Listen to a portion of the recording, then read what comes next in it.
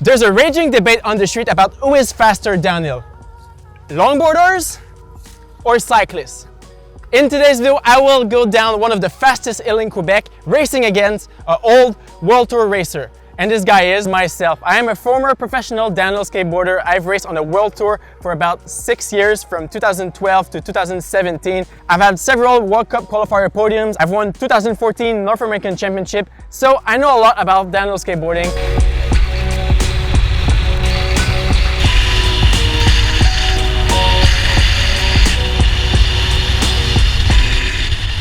So we are going to be testing this today. I'll be doing one run on the downhill skateboard with my leather suit, my downhill helmet, one run on the bike on this speed suit, chrono suit, and the car will follow me with the camera on the hood, filming both runs. They'll be next to each other, and I'm super excited. There's no rules. It's about who's the fastest from the start to the finish line. So which sport has the highest top speed and which sports can cross the finish line first. So it'll be really interesting, and stick to the end of the video to see the final result.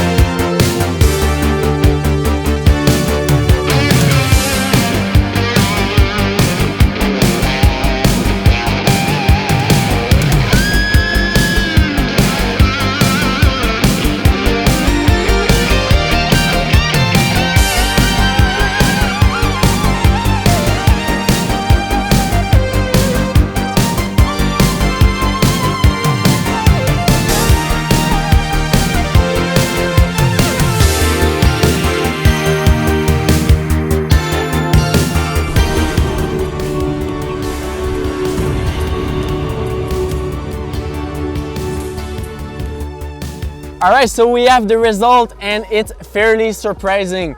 The downhill skateboarding won the top speed contest at 97 kilometers an hour, while the bike won the segment challenge. So the bike did 59 seconds on the downhill Strava segment.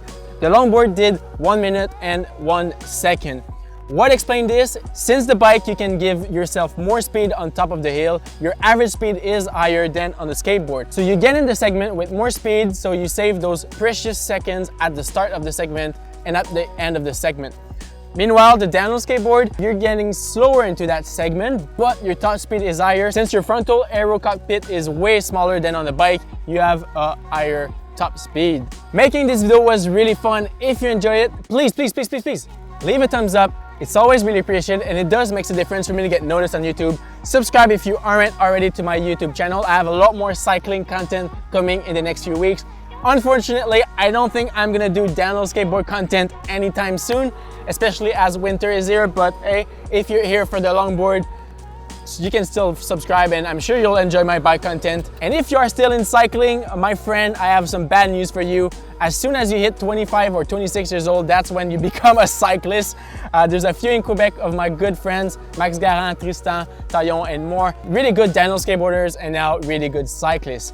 So if you want to get into cycling because it's a more adult sport, more accessible sport, well, look no further. All right, my name is Charles, and I'll see you guys on the road or into the next video.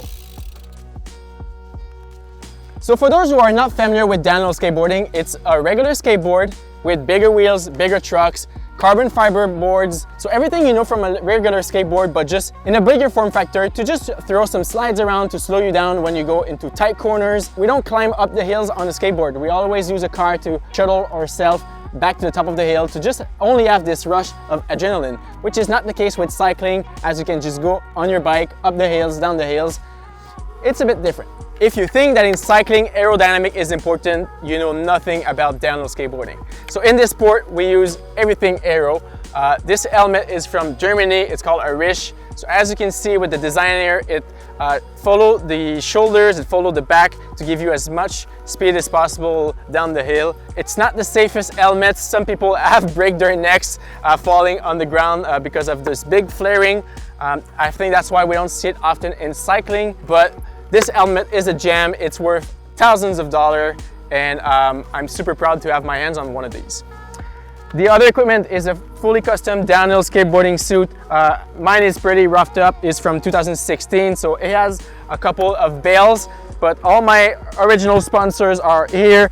Design was chosen by myself. It's an NGK, so it's American made, really comfortable. These days on the world tour, people don't use those thicker leather suits because they're not as fast.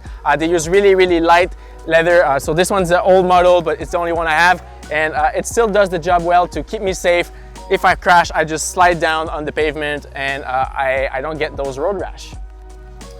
All right, since this is a cycling channel, most of you guys are not familiar with downhill skateboarding. So let me give you a little introduction about the speed position. We call it the tuck. So you give your push, and once you have your speed rolling, you get back on the board. So the front feet is in a 45-degree position, back feet is pushing straight, back knee into the calf, and then arms in the back, and then chest on the knee. All right, my position is probably a little bit less flexible than back in the days because I don't do it as often, but as you can see, the frontal cockpit is really small compared to a bike. And here with the helmet, you can see how it goes nicely along the back to be super aerodynamic. For the position on the bike, you guys are all familiar with it. It's on the top tube, obviously. So you sit down from the seat and you go on the top tube, you put your chest on the stem and you just tuck your elbows in. If you're a world tour rider, you can have your hands right here like Alain Philippe does in his descent. But in my case, I'd rather be a little bit more safe, hold my bars from a little bit wider and have my brakes in emergency. So sketchy. The wind, man. I was fighting the crosswind the whole time. How does it look? You hit 105. What? 105. 98 on the GPS. Ah, okay. Moi j'ai pogné 105. Wouh! C'est tellement vite. C'est vite, hein? Ouais. Genre, pour de vrai, en temps secondes, minutes secondes, c'est sûr que t'as battu le skate. Ouais, carrément. Juste la pédale, puis genre, t'allais aussi vite qu'en skate dans la bonne partie. Dans la partie lente, t'allais juste 2 fois plus vite, c'était comme ça.